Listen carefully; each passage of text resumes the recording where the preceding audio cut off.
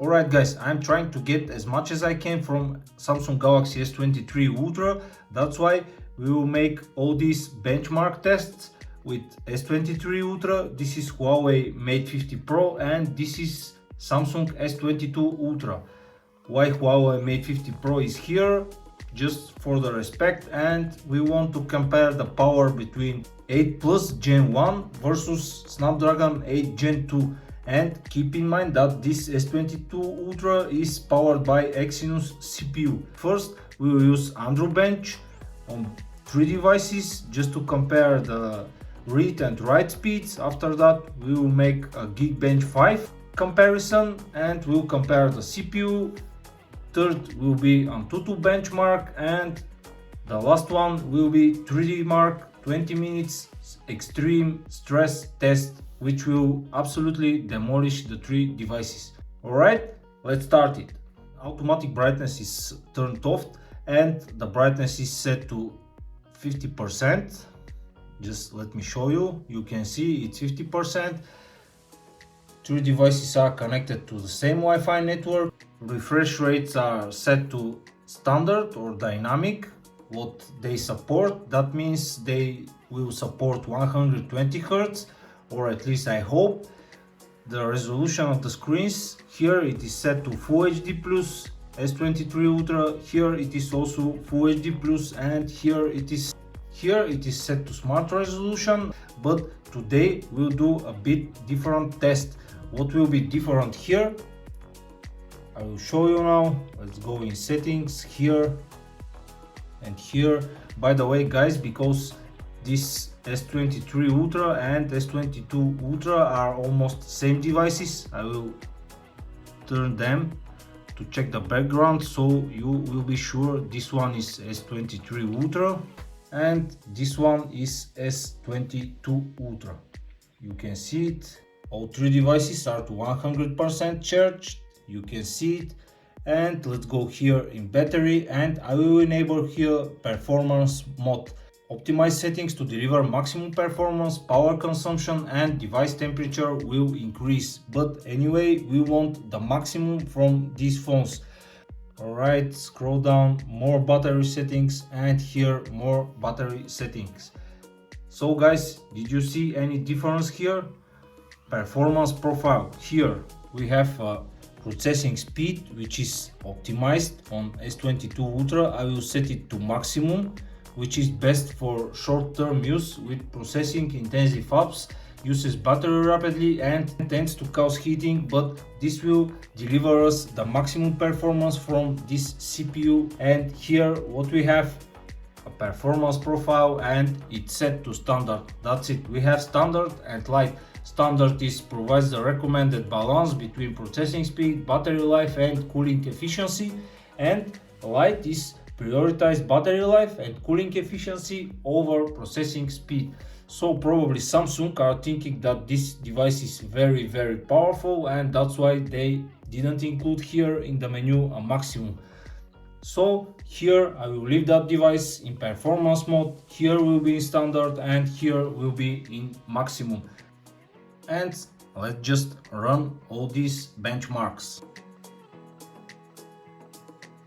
Here what we are doing with Androbench, we are checking the sequential read and write, so the speed of internal storage of these devices. And you can see what's happened here on S23 Ultra. This is absolutely unbelievable. You can see what's the sequential read speed. It is 3435 megabytes per second. Here sequential write is 2448 megabytes per second, and here these speeds are half of this and even less than a half. Here it is almost same as Mate 50 Pro, but the big difference is coming from here. So the speed of internal storage of S23 Ultra is twice faster than S22 Ultra. This is something I think is worthy upgrade, because lots of people are asking, is S23 Ultra worthy upgrade from S22 Ultra? This is one of the things which is worth the upgrade. the speed of internal storage is a lot faster than S22 Ultra. Alright, we are ready with this bench. Remember the result, you can make a screenshot and just compare them. And let's check the real results here. You can see this device is using Android 13, this Huawei is using Android 12, and this is also Android 13. CPUs here, Exynos 2200, here it is Snapdragon 8+Gen1, and here it is 8+Gen1. Let's run this benchmark. By the way, I will check the temperatures of these devices until we are running. Let's check here. It is 25. I always check the temperatures around the camera because there is the CPU. 26 for Mate 50 Pro and 26 for S22 Ultra.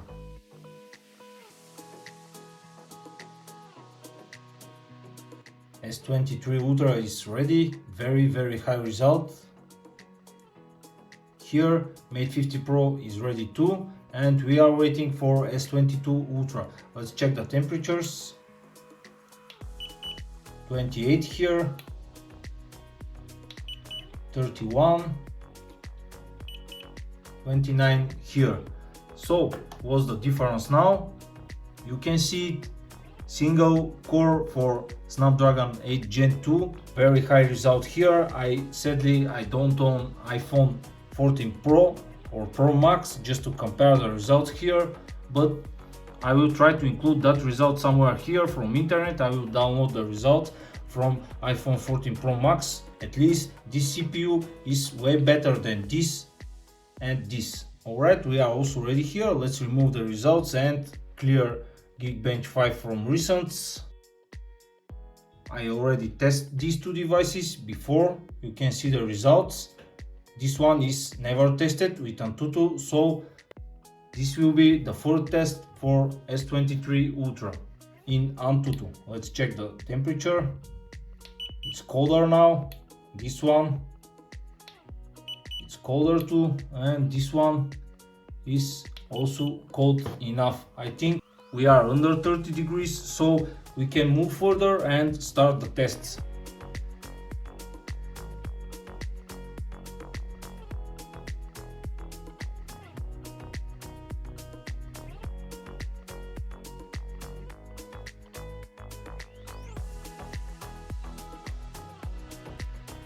And results are ready. Let's check the temperatures.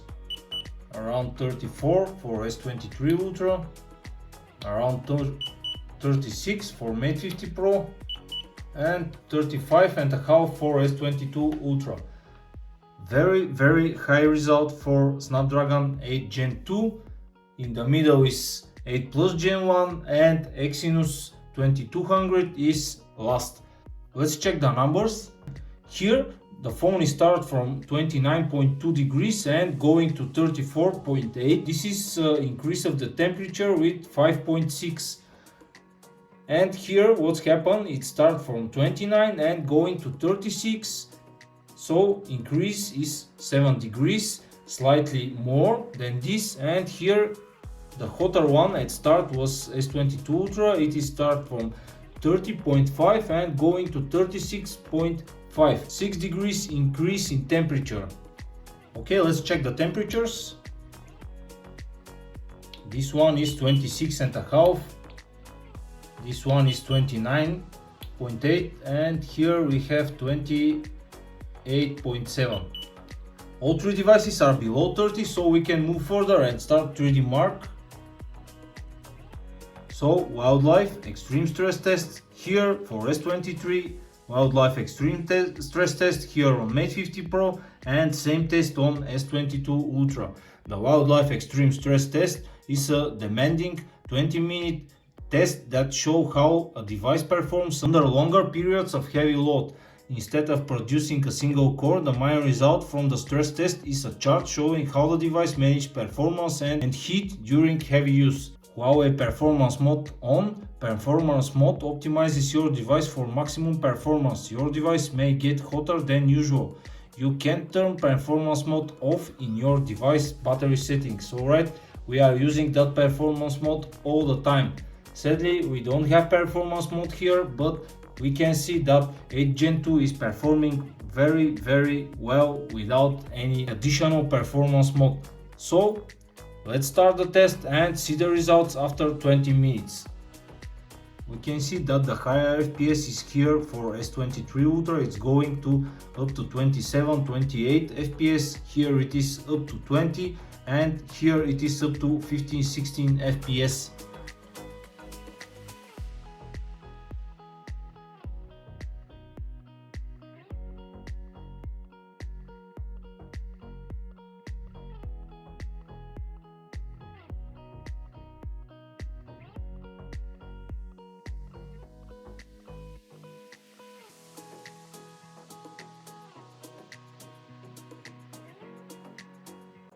Alright, 20 minutes passed. Let's check results, and first the temperature, of course. 40 for S23, 43. You can see they are very hot.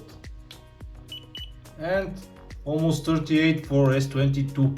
Let's check now what these devices are telling us.